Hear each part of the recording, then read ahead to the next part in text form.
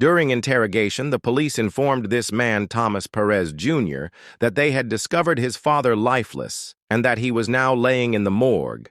And so Thomas confessed to the murder, but nothing was as it seemed. Get ready for one of the most insane twists you have ever seen in today's dark case. Music behind me, another me viewer. Discretion is advised for this educational documentary. Welcome back to Darkest Documentaries. If you didn't know, I post true crime, disturbing stories, and other things that you may later regret knowing, and I'm uploading daily until the end of the year. So subscribe and ding that bell to join the Dark Case family. My Patreon is linked below. However, there's no pressure for me at all. It just helps me out massively. However, if your name is on screen right now, then you're a legend. So let's get into today's dark case. Thomas Perez Jr. lived a quiet life with his father and their dog in Fontana, California. Fontana is a lively city in San Bernardino County. It's known for its friendly community and beautiful views of the San Gabriel Mountains. It's a place where suburban charm meets urban convenience, and neighbors come together for local events and activities. And they have each other's backs. But for a few of its residents, their world was about to come crashing down on August the 7th, 2018. Thomas Jr. was getting ready for bed when he noticed that his father, called Papa Tom, hadn't returned from his evening walk with their dog Marosa, otherwise known as Margot. The pair had an argument prior to his walk.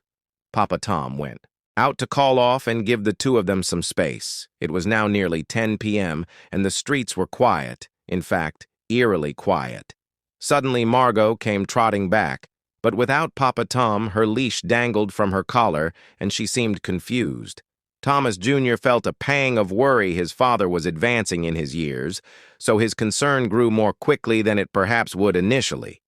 Thomas Jr. thought maybe his dad had run into an old friend, or perhaps met someone new.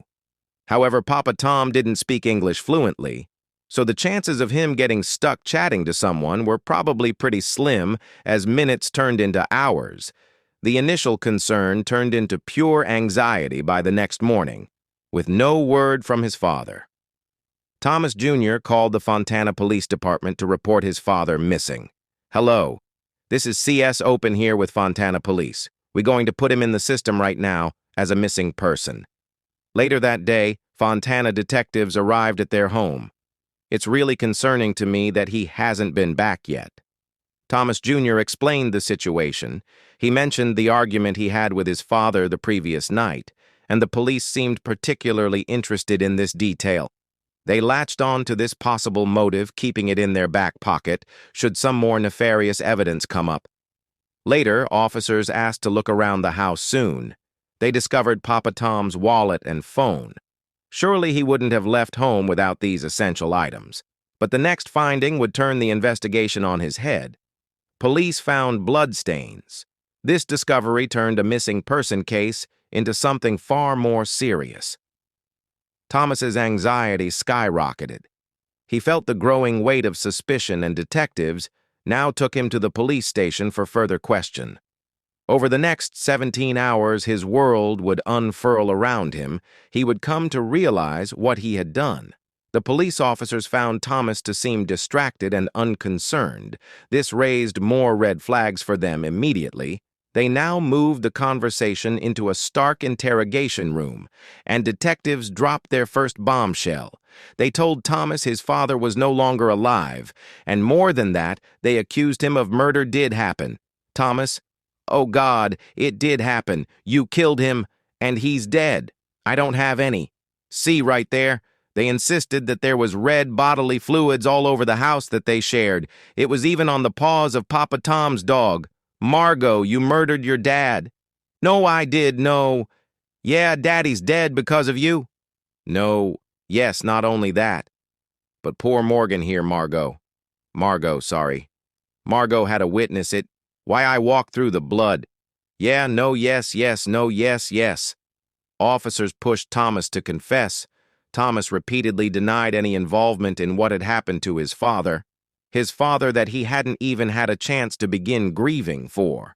He told police again and again that they were wrong, but the officers didn't relent. No whatted in the house, so music. Horrible officers even denied him access to his essential medications. These medications were to treat his depression, stress, asthma, and high blood pressure. But Thomas wouldn't crack. Are you going to bring me my doctor? You won't take me to the ER. You don't need to go to the ER. He wouldn't tell the police just what he had done. He refused to admit to the allegations being pushed onto him, so the detective's tactics grew more aggressive in a cruel twist. Officers brought dog Margot into the interrogation room. You killed him and he's dead, and your dog is sitting here looking at you, knowing that you killed your dad. They claimed that she was traumatized from witnessing this alleged crime, so traumatized that now she would need to be euthanized. They forced Thomas to say goodbye to his dog, adding more pressure, adding more emotional strain, just to get that confession in a heartbreaking moment captured on video. Thomas laid on the floor beside Margot, forced to contemplate losing his beloved companion. After hours of pressure, they began talking about Thomas's medication, suggesting it had clouded his memory and letter, his father's disappearance, that he was responsible, and they persisted, pushing Thomas to take them to his father's body. So horror after these officers ignored their subject's worsening condition and pleased for medical help. Instead, they just intensified their accusations, desperate to secure a confession. Police enlisted a family friend, Kiel Perazza, to coax an admission from Thomas. Perazza initially couldn't believe the accusations against his friend, knowing him only as a gentle person with a close bond to his father, police. However, convinced him they had overwhelming evidence against Thomas Perez Jr. They got your murder, D. They got your murder, Empire Girl, along with Perez in the interrogation room. Perazza attempted to persuade him to confess as the interrogation dragged on.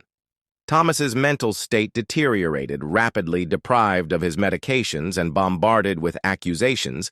He began to crack, now ready to admit what the police wanted him to say.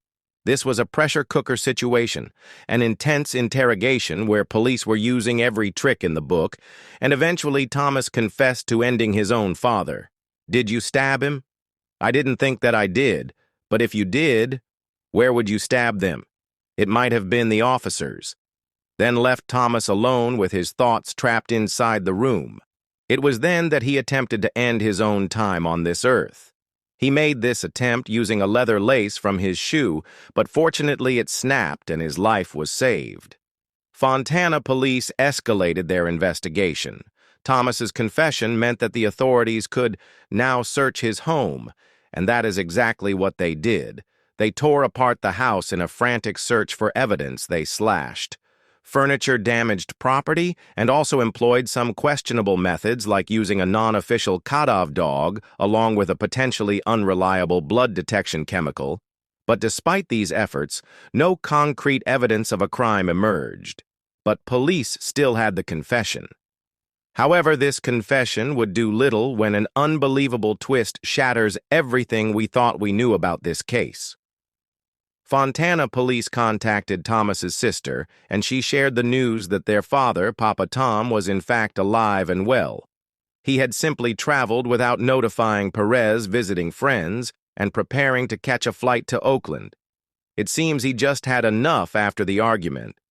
This revelation burned the police's baseless accusations to the ground, and it lay exposed the flawed assumptions that had driven Perez to the brink and beyond.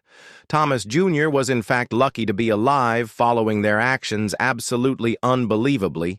Even after confirming his father's safety, police subjected Thomas to further trauma. They detained him under a psychiatric hold known as a 5150, claiming he posed a danger to himself or others.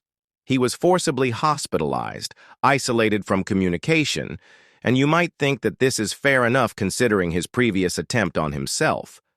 However, during this time, he was kept unaware that his father was still alive, held against his will, believing that he had ended his father.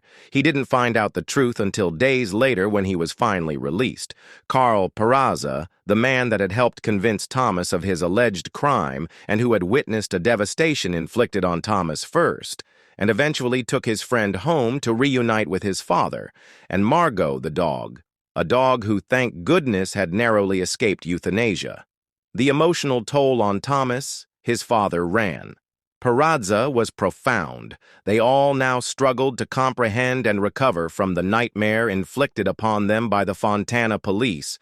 6 days after Thomas Perez Jr. first contacted Fontana police to report his father missing, and 4 days after his father was found alive, the police department sought yet another search warrant.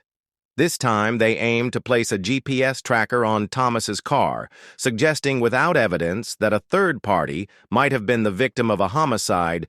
Jeffrey Noble, a seasoned expert witness and former deputy police officer, heavily criticized this move, stating that no reasonable officer would have seen it as justified under the circumstances, despite their persistent efforts to uncover any evidence of a crime. The searchers yielded nothing incriminating, prompting them to abandon their fruitless pursuit. Thomas was being persecuted for absolutely no reason, apart from perhaps that the police force had embarrassed themselves and, in my opinion, potentially wanted to inflict revenge to quell their blushing cheeks. Frustrated and desperate to clear his name, Thomas decided to pursue legal action against the Fontana Police Department, a challenging endeavor given the broad protections afforded to officers under qualified immunity laws in the United States during court proceedings. Fontana police officers defended their actions, claiming they were following standard procedures and training protocols. They argued that their use of deceptive tactics during the interrogation was indeed permissible under the law and department policies. This included misleading Perez about the strength of the evidence against him and manipulating the truth to pressure a confession. Steering emphasized that in his 4 decades of legal practice, he had never encountered such egregious mistreatment by law enforcement, and all of this didn't have to happen. Papa Tom.